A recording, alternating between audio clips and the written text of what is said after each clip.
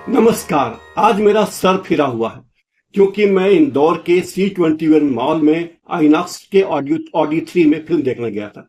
Film का नाम था सरफिरा और हॉल में मुझे सीट मिली पीछे से 10वीं रो में K4 नंबर की सीट। लेकिन मैंने देखा कि पूरे हॉल में खचाखच लोग आ रहे हैं और बैठते जा रहे हैं, आ रहे हैं और बैठते जा रहे हैं।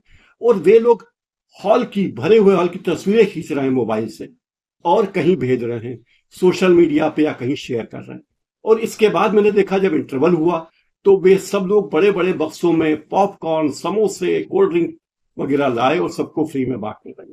मुझे समझ में आ गया कि ये फिल्म चलने वाली नहीं है, इसीलिए मुफ्त में दर्शकों को लाकर ये शो किया जा रहा है कि हॉल भरा हुआ है। और वे लोग जो युवा लोग हैं उनसे कहा गया कि भाई आप इस फिल्म की तस्वीरें शेयर करो सोशल मीडिया पे, क्योंकि अक्षय कुमार की फिल्में लगातार फ्लॉप होती जा रही। रक्षाबंधन, राम सेतु, बड़े मियाँ छोटे Miyan, selfie, Samrat Prithviraj, Bachchan Pandey, back to back flop. Akshay Kumar flop Kumar बन गए हैं। ऐसे में अक्षय कुमार के लिए फिल्म चलना बहुत मुश्किल है। अक्षय कुमार की फिल्म अगर फ्लॉप हुई तो उनके करियर को बड़ा दाग लगेगा। भारी घाटे में हैं निर्माता और घाटे में चले जाएंगे।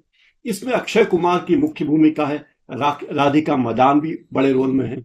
लेखक रोमेश जोशी की बेटी पूर्वा पराग हैं। सीमा विश्वास हैं। ये प्रमुख कलाकार हैं।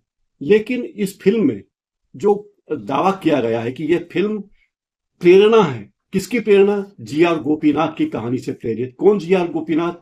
जो डेक्कन एयर के संस्थापक रहे हैं। उन्हीं की जिंदगी पर पहले तमिल में एक फिल्म आ चुकी है 2020 में। उसका नाम था सुराराई पोटरू। इस सुराराई पोटरू फिल्म के बारे में यह कहा जाता है कि वो उसे 68वें राष्ट्रीय फिल्म अवार्ड समारोह में 5 राष्ट्रीय अवार्ड मिले। Best film, best acting, best screen play, best direction और संगीत के लिए। तो ये जी आर गोपीनाथ के जीवन पे से प्रेरित है। इस फिल्म के टाइटल में पहले कहा गया कि ये फिल्म जी आर गोपीनाथ के जीवन पर नहीं है, उनके जीवन से प्रेरित है, यानी उनके जीवन से एक दो प्रसंग लिए गए हैं।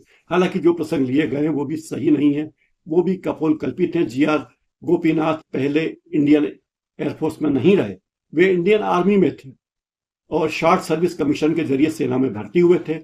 1971 के बांग्लादेश युद्ध के दौरान उन्होंने उनकी भूमिका रही। फिर प्रमोशन पाते हुए वे कैप्टन बने और 28 साल की उम्र में उन्होंने वीआरएस ले लिया। वीआरएस लेकर वे अपने गांव चले गए और उन्होंने बहुत सारे धंधे शुरू किए। और उन्हीं धंधों में से एक धंधा था एक एयरलाइन चलाना। इसके पहले वो एक हेलीकॉप्टर किराए पर चलाने वाली कंपनी बना चुके थे। वे एविएशन के क्षेत्र में बुकिंग का काम करते थे, लोड बुकिंग का काम भी करते थे, बहुत सारे काम वो करते थे। लेकिन ये सब इस फिल्म में नहीं दिखाया गया, बल्कि दिखाया गया कि वो आर्मी में, एयरफोर्स में थे और एयरफोर्स से आने के बाद उन्होंने बहुत कुछ जीवन में बड़े संघर्ष किए वगैरह, जो संघर्ष शायद ही किए हों। दूसरी बात यह कि जिस तरह से एयरफोर्स के अधिकारी को फिल्म में दिखाया गया है वो नितांत आपत्तिजनक है, क्योंकि एयरफोर्स के अधिकारी कतई इतने ज्यादा इस सीमा तक लापरवाह हो ही नहीं सकते।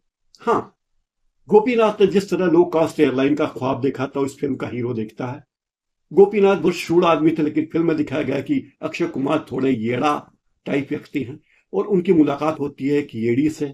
येड़ी है और कोई नहीं, राधिका मदान, जिसे 24 लड़के ठुकरा चुके हैं और हीरो को 20 लड़कियां शादी से मना कर चुकी हैं।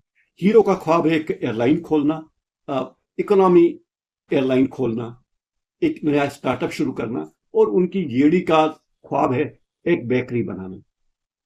दोनों की शादियां नहीं होती। येड़ी यानी राधिका मदान अपनी बेकरी खोल देती है और हीरो संघर्ष करते रहता है, क्योंकि पहले जब येड़ा येड़ी शादी करने जाते हैं तो येड़ी मना कर देती। राधिका मदान कहती कि तुम तो पहले से ही शादीशुदा हो, तुमसे शादी क्यों करूं, क्योंकि तुम्हारा ख्वाब तो एयरलाइन शुरू करने का है, तुम तो उसी से ब्याहे हुए हो, तो मैं तुमसे शादी क्यों करूं।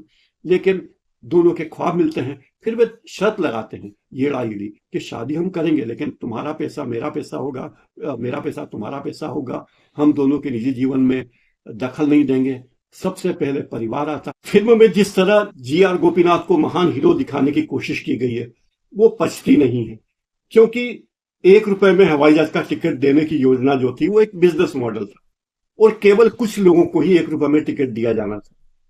हर उद्योग में, चाहे आप छोटी सी पान की दुकान भी खोलें, आपको बहुत सारे संघर्ष करने होते हैं।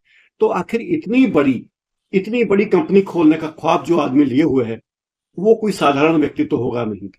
और मजेदार बात यह दिखाई गई फिल्म में कि वो व्यक्ति अपनी सेना में होने का दुरुपयोग करता है और अपने एयरफोर्स में, फिल्म में एयरफोर्स में होने का जो फायदा उठाते दिखाया गया, वो बड़ा ही विचित्र है।